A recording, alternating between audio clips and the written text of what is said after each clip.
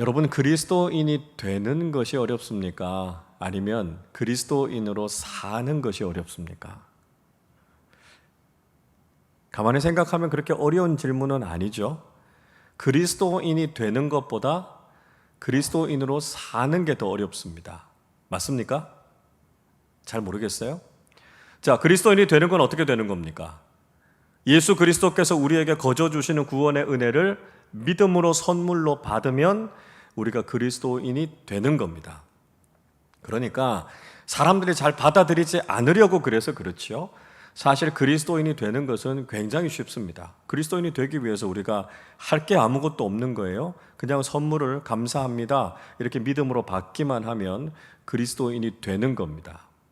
자, 그런데 그리스도인으로 사는 건 다르죠. 그리스도인답게 살아가는 건 사실 굉장히 어렵습니다. 왜냐하면 우리 안에는 죄인이라고 하는 본성이 있는데요, 그걸 꺾으면서 하나님의 말씀대로 살아야 되니까 그리스도인으로 사는 게 어렵습니다. 자, 그리스도인으로 사는 게 뭘까요? 신앙생활이라 그러잖아요. 신앙생활. 여러분, 신앙생활 하는 게 왜 어렵습니까? 여러분, 신앙생활 하는 게 쉬우세요? 쉽지 않잖아요. 그죠? 네. 저도 신앙인으로 살아가는 게 쉽지 않습니다. 왜 그럴까요? 하나님께서 우리가 다 이해되는 말씀만 하시고 우리가 쉽게 다 따라갈 수 있는 말씀만 하시면 신앙생활이 그렇게까지 어렵진 않을 겁니다. 근데 신앙생활을 하면서 하나님께서 우리가 이해하기 어려운 말씀을 하실 때가 있어요. 받아들이기 어려운 말씀을 하실 때가 있습니다. 물론 하나님께서 다 그렇게 말씀하시는 건 아니에요. 하나님의 말씀 중에 우리가 이해하고 따를 수 있는 말씀들이 굉장히 많이 있죠. 하나님께서 우리로 하여금 이성적으로 다 받아들일 수 있도록 우리를 이끌어 주시는 경우들이 많습니다. 신앙생활이요, 다 이해하기 어려운 게 아니고요, 터무니없는 걸 우리 보고 하라, 하나님께서 그렇게만 말씀하시는 게 아니다라고 하는 거죠. 그래서 초대교회 교부 중에 오리게네스라고 하는 분, 오리겐이라고도 하는데요, 이 오리겐이 이런 이야기를 하죠. 우리 기독교 신앙을 가리켜서 이해를 추구하는 신앙, 그렇게 이야기합니다. 굉장히 중요한 이야기입니다. Faith seeking understanding 이라는 거죠. 그러니까 우리가 예수를 믿으려면 어떻게 해요? 우리가 이성적인 작업을 통해서 하나님의 말씀을 이해하고 깨닫는 게 중요하다는 거예요.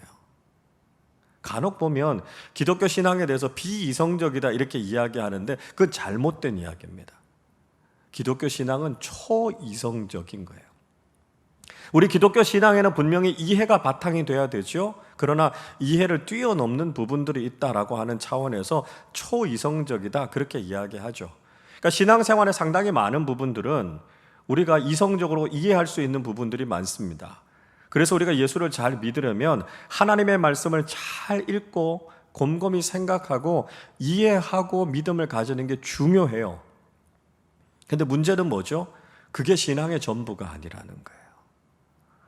하나님의 말씀이 우리가 가지고 있는 이성으로 잘 이해되지 않는 경우들이 많습니다. 인간적인 생각으로 하나님의 말씀을 받아들이기가 어려운 경우들이 많다라고 하는 거죠. 내 생각과 하나님의 말씀이 달라서 그 말씀대로 살아가기가 어려울 때가 많다라고 하는 거죠. 자, 여러분, 그때 우리가 생각해야 될 것이 뭘까요? 두 가지를 생각해야 되는데요. 하나는 하나님과 우리가 다르다라고 하는 것을 인정해야 된다는 겁니다. 하나님은 우리와 다른 분이세요. 하나님은 창조자이시고요, 우리는 피조물이에요. 그래서 하나님과 우리는 근본적으로 다릅니다. 그러니까 하나님의 생각, 하나님께서 우리에게 말씀하시는 것이 내 생각과 항상 일치하지 않을 수 있다라고 하는 것을 알아야 되는 거죠. 이사야 선지자가요, 이사야서 55장 8절 9절에서 이렇게 이야기합니다. 이는 내 생각이 너희의 생각과 다르며 내 길은 너희의 길과 다름이니라. 여호와의 말씀이니라. 이는 하늘이 땅보다 높음 같이 내 길은 너희의 길보다 높으며 내 생각은 너희의 생각보다 높음이니라. 하나님께서 무슨 말씀하시죠? 하나님 생각하고 우리 생각은 다르다고요. 하나님의 길과 우리의 길은 다르다고요. 어떻게 다르죠? 하나님이 더 고차원이라고요. 하나님의 생각이 더 높고요, 하나님의 길이 더 높다는 거예요. 그래서 하나님의 생각과 우리의 생각이 다를 때, 하나님의 길과 우리의 길이 다를 때 어떻게 해야 됩니까? 우리의 생각을 내려놓고요, 하나님의 길을 따라가는 거예요. 그게 바로 믿음으로 살아간다라고 하는 것이죠. 자, 다른 하나는요, 우리의 이성이 잘못될 수 있다라고 하는 것을 인정하는 것입니다.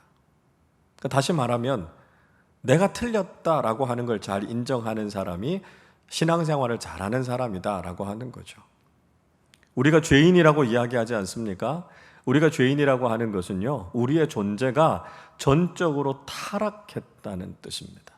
그것은 우리의 이성, 우리의 감정, 우리의 의지가요, 제 기능을 하지 못할 수 있다라고 하는 겁니다.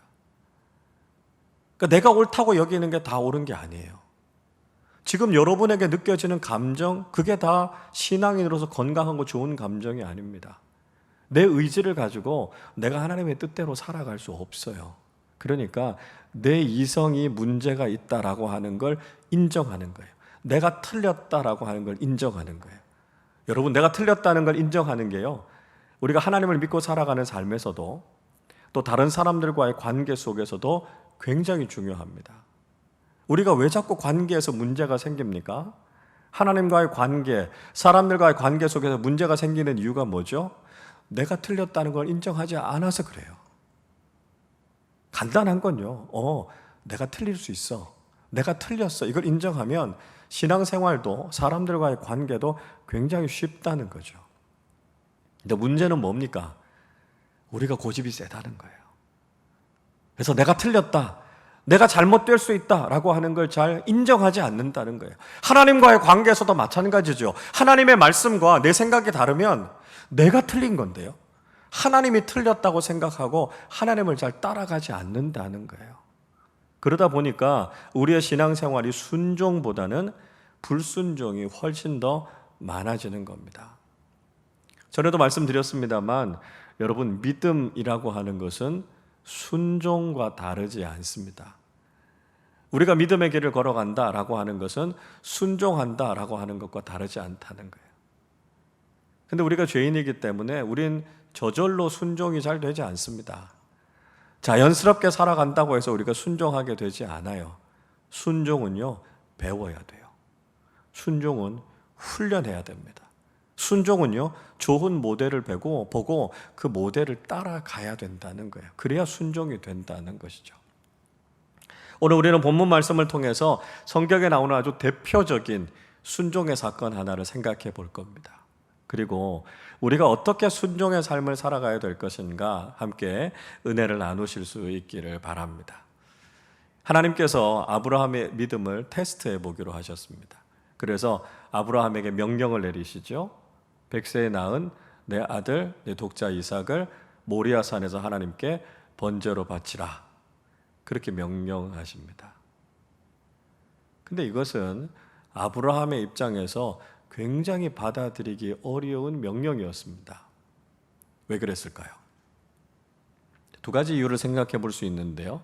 하나는 뭐냐면, 하나님은 인신제사를 명령하시는 분이 아니시기 때문에 그렇습니다. 인신제사라고 하는 것은 사람을 제물 삼아서 하나님께 드리는 제사를 이야기하거든요. 하나님께서 이런 인신제사를 명령하시는 분이 아니시라는 거예요. 후에 이스라엘 백성들이 몰렉이라고 하는 신을 섬기게 됩니다. 몰렉 신이 어떻게 생겼냐 하면 아주 커다란 쇠로 만든 신상입니다. 그리고 팔을 이렇게 앞으로 뻗어서 손을 이렇게 받치고 있는 모습이에요. 그리고 이 위에다가 자기 자녀를 올려놓습니다. 그리고 어떻게 제사를 드리냐 하면요, 이 몰렉 신상 발 있는 데서부터 불을 떼요. 그러면 쇠덩이로 된 거니까 이 신상이 뜨거워지지 않겠습니까? 그럼 벌겋게 달궈지는 거죠. 이 위에 올라있는 자기 자녀가 그 열기 때문에 불에 타서 죽는 겁니다. 그렇게 몰렉에게 제사를 드린 거예요. 근데 하나님께서 무슨 말씀하시냐면, 이렇게 몰렉에게 자기 자녀를 드리는 것은 가증한 일이기 때문에 이런 건 절대로 하지 말라고 말씀하십니다. 그러나 하나님께서 이삭을 모리아산에서 번제로 죽여서 드리라 이렇게 말씀하시니까요, 아브라함의 입장에서는 그걸 받아들이기가 너무 어려운 거예요. 다른 하나는요, 하나님께서 이삭을 통해서 주시겠다고 약속하신 그 약속이 허사가 되기 때문에 그렇습니다. 하나님께서 아브라함을 부르셔서 복을 주셨잖아요. 큰 민족을 이루게 하시겠다, 복의 근원이 되게 하시겠다, 그렇게 약속하지 않으셨습니까? 그리고 그 약속을 누구를 통해서 이루시겠다고요? 이삭을 통해서 그 약속을 이루겠다고 말씀하셨습니다. 그런데 이삭을 죽여서 번제로 드리고 나면 하나님께서 말씀하신 그 약속이 도대체 어떻게 이루어질 수 있습니까? 그러니까 아브라함의 입장에서는 하나님의 명령에 순종하기가 어려웠던 것이죠. 그래도 놀라운 것은 아브라함이 그 명령에 순종했다는 것입니다. 이해하기 어려워요. 받아들이기 어려워요. 그런데 아브라함은 그것이 하나님의 말씀이기 때문에 그 말씀에 순종했어요. 여러분, 아브라함이 생각이 없었던 사람이 아닙니다. 아브라함도 이성이 있었던 사람이고요, 감정이 있었던 사람이에요. 아무 생각 없이 그렇게 행동한 게 아닙니다. 아브라함은 비록 자신이 받아들이기 어렵고 인간적으로 이해하기 어려운 말씀이었지만 그것이 하나님의 말씀이었기 때문에 믿고 순종했다는 거예요. 이것이 아브라함의 믿음이죠. 여러분, 아브라함은요, 인간적으로 특별한 사람, 대단한 사람이 아니었습니다. 우리랑 별로 차이 없는 사람이에요. 그러나 아브라함의 믿음에 있어서는 남달랐다는 걸 알 수 있죠. 우리가 생각할 때는 도저히 따라갈 수 없는 그 순종의 길을 아브라함이 걸었다는 거예요. 이게 아브라함의 믿음이었다고요. 그래서 아브라함이 믿음의 조상이 될 수 있었던 것 아닙니까? 자, 오늘 본문의 말씀을 읽어보면 아브라함이 이삭을 데리고 자신의 종들을 데리고 모리아산에 번제를 드리기 위해서 갑니다. 3일 길쯤 걸어나가고 난 이후에 아브라함이 그곳에 종들을 남겨놓고 이삭과만 가겠다고 이야기하죠. 5절을 보십시오. 이 아브라함이 종들에게 이르되 너희는 나귀와 함께 여기서 기다리라. 내가 아이와 함께 저기 가서 예배하고 우리가 너희에게로 돌아오리라. 아브라함은 나머지 종들을 거기 두고 이삭과만 모리아산으로 갑니다. 왜 아브라함이 거기에 종들을 남겨두었을까요? 거꾸로 생각해 보면 되죠. 아브라함이 종들을 데리고 모리아산까지 갔다면 어떤 일이 일어났겠습니까? 아브라함이 이삭을 결박하고 이삭을 잡아서 죽이려고 한다면 종들이 가만히 보고 있었겠습니까? 그 뜯어 말리지 않았겠어요? 그러면서 종들이 이런 이야기 했겠죠. 주인님, 정신 나가셨습니까? 왜 이삭 도련님을 죽이려고 하십니까? 그거 하지 마십시오. 종들이 강력하게 말렸겠죠. 그래서 모리아산에서 번제를 드리지 못했을 겁니다. 그리고 나서 아브라함이 하나님께 이렇게 이야기하지 않았겠습니까? 하나님, 저는 정말 이삭을 바치고 싶은데 종들이 말려서 못했습니다. 이렇게 이야기하지 않았겠습니까? 그렇기 때문에 아브라함은 종들을 남겨두고 이삭과만 간 것입니다. 아브라함은요, 불순종의 가능성을 완전히 제거한 것이죠. 여러분, 순종하기 위해서는요, 불순종의 싹을 제거해야 됩니다. 인간적인 모든 핑계거리를 다 제거해야만 우리가 하나님 앞에 순종하는 삶을 살 수 있다는 거예요. 불순종할 수 있는 핑계거리를 남겨두지 않아야만 우리가 하나님의 말씀에 온전히 순종할 수 있다는 것이죠. 자, 그런데 이번에는요, 이삭이 아브라함과 가다가 뭔가 이상한 점을 발견하게 됩니다. 왜냐하면 하나님 앞에 제사를 드리러 가는데 제물이 없었거든요. 그래서 7절에서 이삭이 이렇게 묻죠. 이삭이 그 아버지 아브라함에게 말하여 이르되 내 아버지여 하니 그가 이르되 내 아들아 내가 여기 있노라. 이삭이 이르되 불과 나무는 있거니와 번제할 어린 양은 어디 있나이까. 이삭이 아버지에게 묻습니다. 아버지, 도대체 이 제물은 어디 있는 겁니까? 묻습니다. 그러니까 아브라함이요, 8절에서 애매하게 대답하죠. 아브라함이 이르되 내 아들아 번제할 어린 양은 하나님이 자기를 위하여 친히 준비하시리라. 그거 하나님이 친히 준비하실 거야.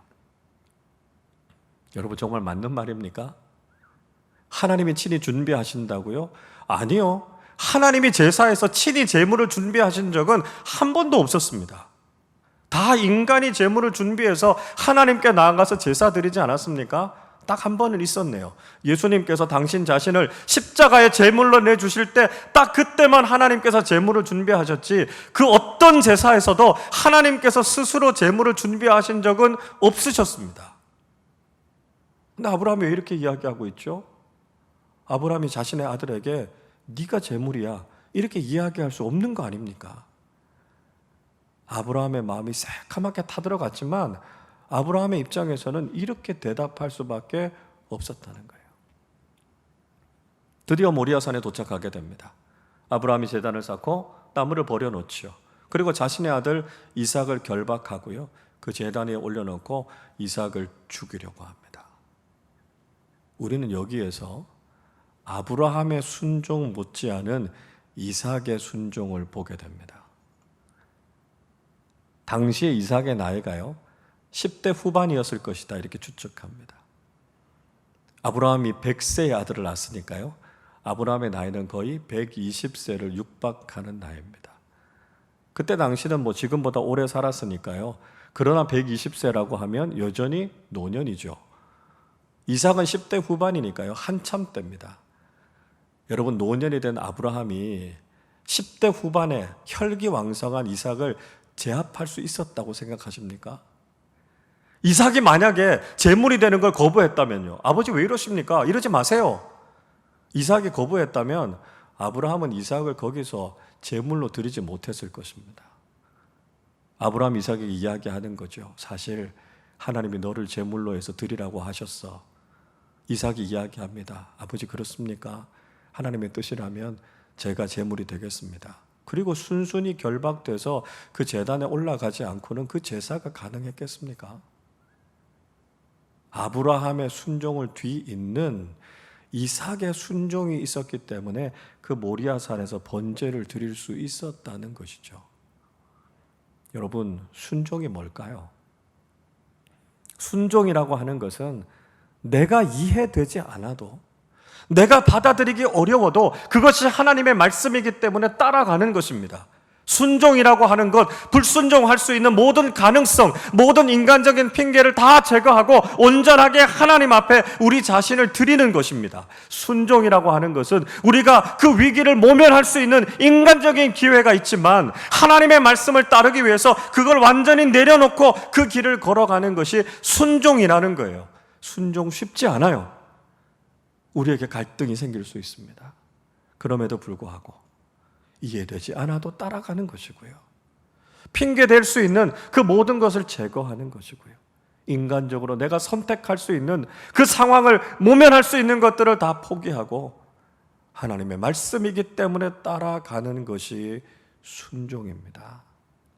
하나님께서 우리 그리스도인들에게 요구하는 삶이 바로 이 순종의 삶이죠. 아브라함처럼, 이삭처럼 우리의 모든 인간적인 것들을 내려놓고 하나님의 말씀 앞에 온전히 순종하는 믿음의 사람들이 되실 수 있기를 바랍니다. 자, 여러분, 우리가 이렇게 순종하면 우리의 삶에 무슨 일이 일어날까요? 정말 어려운 순종을 한 겁니다. 이해되지 않고 따르기 어려운 말씀에 순종했어요. 어떤 일이 일어나게 될까요? 우리는 순종의 삶을 살라 이렇게 이야기할 때 내 안에 두려움이 있다는 걸 압니다. 왜냐하면 그렇게 순종하면 손해볼 텐데요, 그렇게 순종하면 실패할 텐데요, 그렇게 순종하면 내 인생 망하지 않을까요? 이런 생각이 들 수 있습니다. 물론 우리가 잠깐은 힘들 겁니다. 손해보는 일들도 있을 것이고요, 굉장히 고생스럽기도 할 겁니다. 그러나 궁극적으로 우리가 하나님의 말씀에 순종하면 하나님께서는 우리의 인생을 복되게 하신다는 거죠. 여러분, 우리가 믿고 있는 하나님은 어떤 분이십니까? 우리 인생을 망하게 하시는 하나님이 아니에요. 하나님은요, 우리의 인생에 가장 좋은 것으로 하나님의 놀라운 복으로 채우시기를 원하시는 참 좋은 아버지십니다. 그런데 순종하면 내 인생이 잘못될 것 같다고 생각하는 이유가 뭐죠? 사탄이 자꾸만 우리에게 거짓말 하거든요. 말씀대로 순종하면 네 인생 망할 거야. 말씀대로 순종하다 보면 너 손해볼 거야. 그런 삶 살면 안 돼. 사탄이 계속해서 우리에게 거짓말합니다. 여러분, 속지 마십시오. 순종해서 망하지 않아요. 하나님의 말씀에 순종한다고 해서 우리 인생 망가지지 않습니다. 오히려 사탄이 우리 인생 망가뜨리지 않습니까? 뱀의 유혹에 넘어가서 선악과 열매 따먹고 나서 어떻게 됐습니까? 인간이 죽게 되지 않았습니까? 사탄의 유혹에 빠져서, 죄의 유혹에 빠져서 우리 인생이 망가지는 거지, 하나님의 말씀에 순종해서 우리 인생 망가지지 않습니다. 하나님의 말씀에 순종해야 생명이 있고요, 하나님의 말씀에 순종해야 복이 있다는 거죠. 여러분, 우리가 하나님의 말씀에 순종할 때 우리는 어떤 복을 누리게 될까요? 먼저 우리의 신앙이 하나님께 인정을 받는 복을 누리게 된다는 것입니다. 12절 말씀 우리 같이 읽어보겠습니다. 사자가 이르시되 그 아이에게 내 손을 대지 말라, 그에게 아무 일도 하지 말라. 내가 내 아들 내 독자까지도 내게 아끼지 아니하였으니 내가 이제야 네가 하나님을 경외하는 줄 아노라. 하나님의 사자가요, 급하게 나타나서 아브라함을 말렸어요. 아브라함아, 아브라함아, 이삭 죽이지 말라. 말렸어요. 아브라함이 진짜 죽이려고 그랬거든요. 그러니까 하나님의 사자가 너무 급해서 아브라함을 말린 거예요. 그러면서 이런 이야기를 하죠. 아브라함의 믿음이 하나님을 경외하는 믿음인 줄을 이제야 알겠다, 그렇게 이야기합니다. 여러분, 이전에도 아브라함은 하나님을 믿었던 사람이었습니다. 하나님께서 말씀하실 때 고향과 아버지 집을 버리고 먼 길을 떠나왔던 사람 아닙니까? 하나님을 두려워했던 사람이었고요, 하나님의 약속의 말씀을 붙잡고 살았던 믿음의 사람이었습니다. 그런데 모리아 산의 번제 사건에 와서야 비로소 하나님께서는 아브라함의 신앙이 하나님을 경외하는 신앙이라고 인정해 주셨습니다. 우린 이 말씀을 통해서 하나님을 경외하는 신앙이 무엇인지를 알게 되죠. 이삭이 누굽니까? 이삭이 아브라함에게 있어서 어떤 존재입니까? 자기 인생에 있어서 가장 소중한 것 아닙니까? 내 생명보다 더 귀한 아들 아닙니까? 근데 하나님께서 명령하시니까요, 내 인생에서 나 자신보다도 더 소중한 것이지만 하나님께 기꺼이 내어놓는 것입니다. 내 삶에 아무리 중요한 것이 있어도 그것보다 하나님이 더 중요하십니다 고백할 수 있는 믿음, 그게 바로 하나님을 경외하는 믿음입니다. 여러분, 하나님을 경외하는 믿음이 쉬운 게 아니에요. 우리가 기도하면서 하나님 경외하는 삶 살게 해주세요, 이렇게 이야기하죠. 여러분, 그렇게 기도하는 게 얼마나 무서운 기도인지 아십니까? 내 삶에 제일 중요한 거예요. 내 삶에 그게 없으면 내 인생이 무너져 버릴 것 같은 그것일지라도 하나님 앞에 기꺼이 헌신하며 내놓을 수 있는 믿음이 여호와를 경외하는 신앙이라고요. 여러분, 그런 믿음 가지기 원하십니까? 하나님께서 그 믿음 축복해 주실 겁니다. 하나님께서 우리의 인생에서 가장 소중한 분이심을 고백하고 하나님께 우리의 모든 것을 헌신하여 드리는, 하나님을 경외하는 믿음의 사람들이 되실 수 있기를 바랍니다. 둘째로, 우리는 죽음과 저주를 대신해서 은혜와 복을 누리게 된다는 것이죠. 13절 같이 읽어보겠습니다. 아브라함이 눈을 들어 살펴본 즉 한 순양이 뒤에 있는데 뿔이 수풀에 걸려 있는지라. 아브라함이 가서 그 순양을 가져다가 아들을 대신하여 번제로 드렸더라. 13절에 이렇게 말씀해요. 아들을 대신하여 번제로 드렸다고요.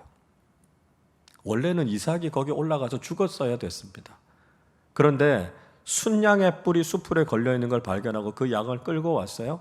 그래서 이삭을 대신해서 그 양이 죽은 거죠. 아브라함과 이삭이 무슨 은혜를 경험한 겁니까? 대신하는 은혜요. 대신 죽는 은혜를 경험한 겁니다. 이걸 가리켜서 우리는 대속의 은혜, 그렇게 이야기하죠. 성경을 읽어보면 많은 곳에서 이 대속의 은혜에 대해서 우리에게 이야기하고 있습니다. 아담과 하와가 선악과를 따먹고 나서 자신의 수치를 가리려고 하지 않습니까? 그때 하나님께서 가죽 옷을 지어 입히셔서 그 수치를 면하게 하셨습니다. 그 이야기는요, 아담과 하와의 죄를 가리기 위해서 누군가가 희생이 됐다는 것, 누군가가 대신해서 죽었다라고 하는 것을 보여주고 있는 것입니다. 이스라엘 백성들이 이집트에서부터 출애굽해서 나올 때요, 하나님께서 애굽 땅에 있는 모든 장자들과 초태생들, 처음 태어난 생명체의 죽음을 명령하셨습니다. 장자들이 다 죽어야 되는 상황이었습니다. 그런데 양의 피를 문설주에 바르면 그 죽음의 저주가 넘어간다고요. 장자들이 죽었어야 했는데 대신해서 양이 죽고 피를 발랐을 때 그 죽음의 저주가 넘어갔다고요. 대신하는 은혜가 임하게 된 것이죠. 죄와 허물 때문에 우리는 영원한 죽음에 빠져야 할 사람들입니다. 그런데 예수님께서 대신해서 십자가를 지심으로 우리가 영원한 생명을 얻게 된 것이죠. 영원한 저주에 빠져야 할 우리는 영원한 생명을 얻게 됐고요. 영원토록 존귀와 영광을 받으셔야 할 예수님께서는 십자가 위에서 그 끔찍한 고통을 당하신 겁니다.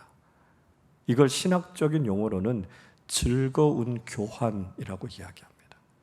우리 안에 있는 모든 악한 것들, 모든 어두운 것들은 주님께서 다 가져가시고요, 주님 안에 있는 각종 좋은 것들을 우리에게 주신 거죠. 이런 즐거운 교환이 일어났기 때문에 우리가 그리스도인으로서의 복을 누리게 되는 것이죠. 우리가 기꺼이 순종하는 삶을 살아갈 때 우리의 삶에 드리워져 있는 모든 어둠과 그늘, 죽음과 저주는 다 사라지고요, 그것을 대신해서 우리에게 주시는 은혜와 복이 우리의 삶에 임하게 된다는 것입니다. 셋째로, 우리는 하나님께서 준비하시는 은혜를 경험하게 된다는 것이죠. 14절 같이 읽어보겠습니다.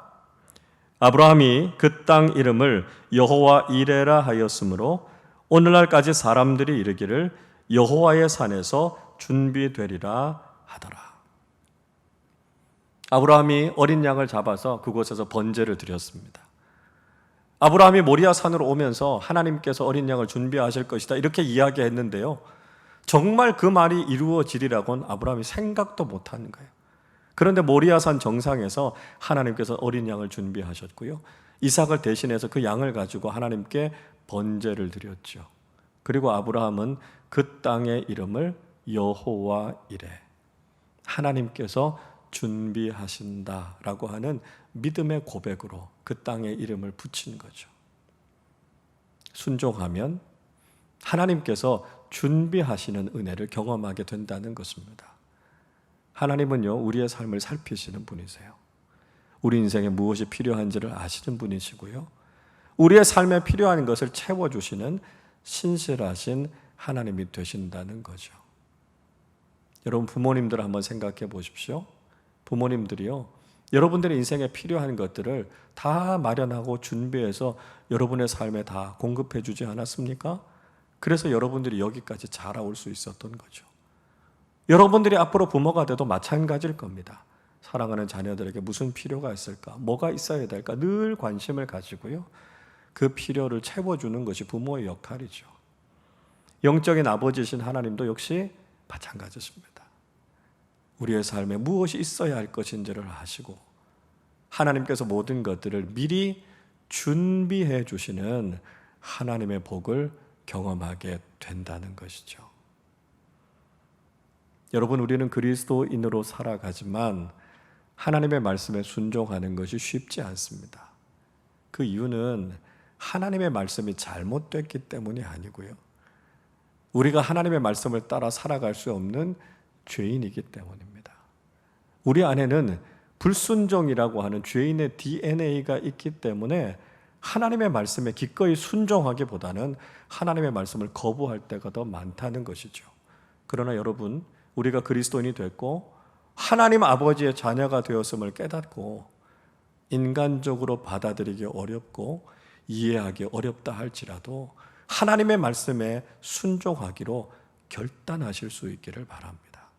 아브라함처럼, 이삭처럼 그것이 하나님의 말씀이기 때문에 하나님의 말씀대로 살겠습니다 결단하는 믿음의 사람들이 되시기를 바랍니다. 우리가 그렇게 순종하기로 다짐할 때 하나님께서 우리의 믿음을 인정해 주시고 우리의 삶에 놀라운 믿음의 복을 허락해 주실 것입니다.